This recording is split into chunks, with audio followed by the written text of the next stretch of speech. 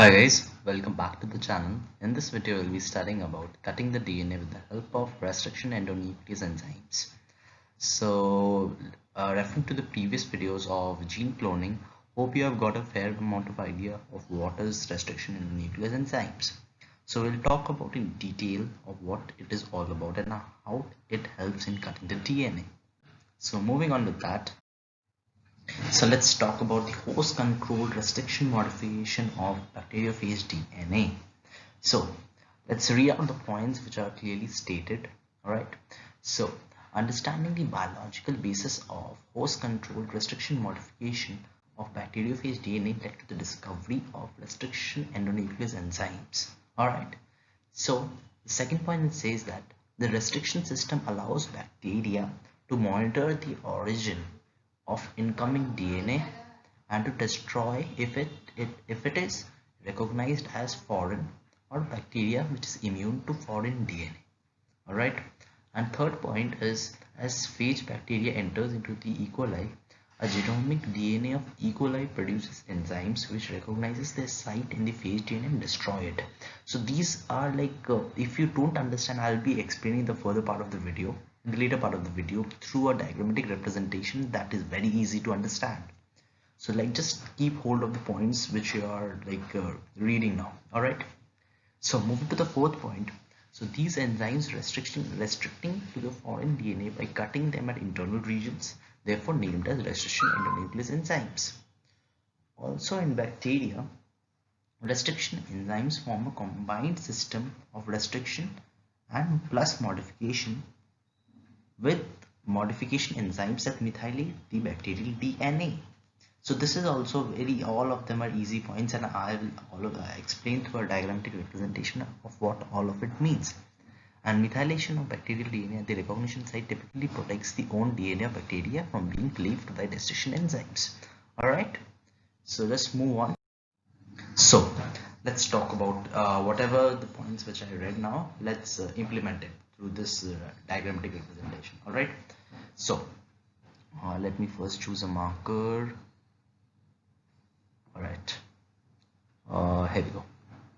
So as you know, this is the bacterial bacterial host or the E. coli that we always have talked about.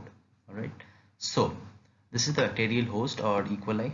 Alright, it has its own DNA, it has its own genetic material, which is this thing. Alright, this is the red part, which is the own DNA. Alright, and this is the foreign DNA. Alright, so this is the foreign DNA is injected with the help of bacteriophage. Alright, bacteriophage contains its own DNA which is injected inside the E. coli. Alright, so the foreign DNA gets inside E. coli. Alright, and this is the DNA of E. coli, its own DNA. This is the foreign DNA. Alright, so as it says, phage DNA enters into the bacteria. So let's move to the second point. Alright, so in this, as you read the last point, that the bacterial DNA, this is in this case, this is the bacterial DNA, is methylated. Alright, so with the help of methionine, alright, so that it is protected from getting destroyed, alright, or getting destroyed or getting attacked by restriction endonuclease enzymes. And why is that?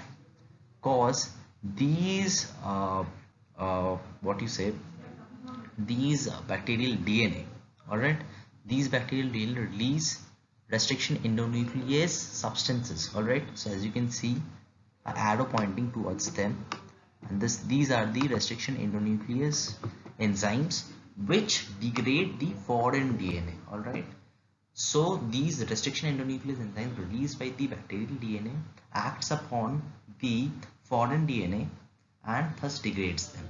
Alright, so phage DNA is attacked by RE or restriction endonuclease produced in the bacteria, and the bacterial DNA is modified. Alright, bacterial DNA is modified by methylating it. Alright, and the third step comes out as the foreign DNA gets attacked with the help of restriction endonuclease enzymes. These get degraded. Alright, these get degraded or destroyed. Alright, and this is modified with the help of methionine, or methylation happens, and this gets degraded. So this is how this RNA system of bacteriophage DNA works. Alright, so hope that is pretty much clear. Alright, so let's move forward. So this is the restriction endonuclease enzymes. Alright, so let's talk about more about it. So restriction endonuclease enzymes can recognize specific base sequence with DNA or RNA molecules. Alright, so it is compatible for both DNA and RNA molecules, and it cleaves at internal phosphodiester bonds. Alright, this is very important. Alright, so it cleaves at internal phosphodiester bonds. So if you are watching this video, please keep a note of these some of the important points. Alright, so it is compatible with both DNA and RNA, and it cleaves at internal phosphodiester bonds. So some of the examples of restriction endonuclease enzymes are, as I said, there are many. So I showed you the example with EcoR1 and HIN3. Alright, so and there are much more. There are BAMH1, XBA1, ALU1, SMA1, NOT1, VU2, HIN2, EcoR1, EcoR5, NCO1, SMA1, XMA1. Alright. So as I talked in my couple of videos back that like some of these bacteria form sticky ends, some of them do not, some of them form blunt ends.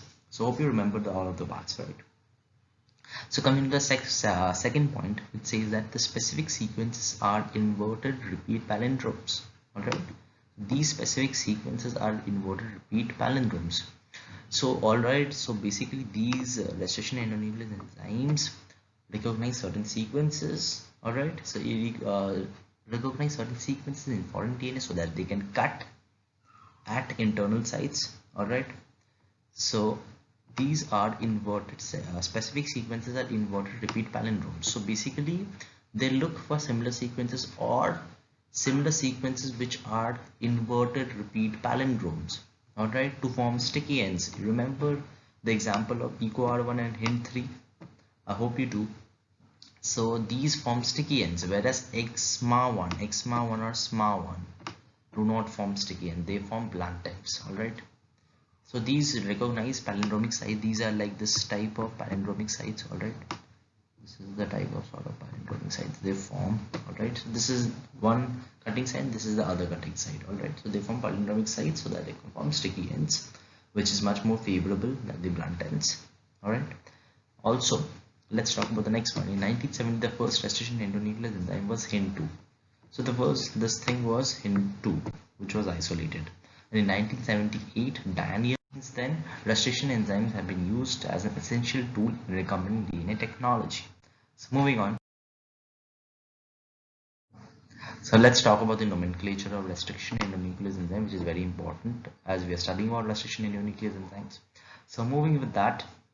So the restriction endonuclease are named according to the organism in which they were discovered using a system of letters and numbers. Alright, so let's talk about HIN3, how it was named. Alright, so H stands for the first letter of genus, which is the Haemophilus. Alright, the next two letters stand for the species, alright, which is influenza. Alright, for HIN3. Alright, and the next letter D stands for the strain type. Alright, so this may be different, obviously has to be different.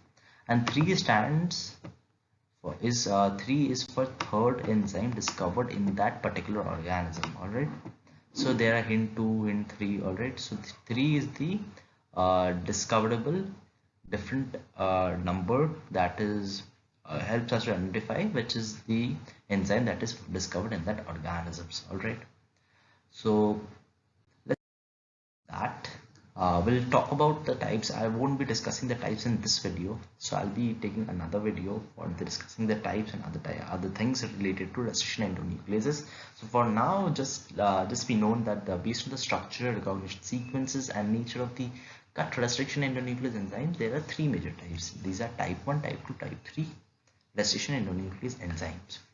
So alright, so that's it from my video. Please stay tuned for another video which is coming up for the types and everything and more other facts related to restriction endonuclease enzymes. So thank you for watching this video.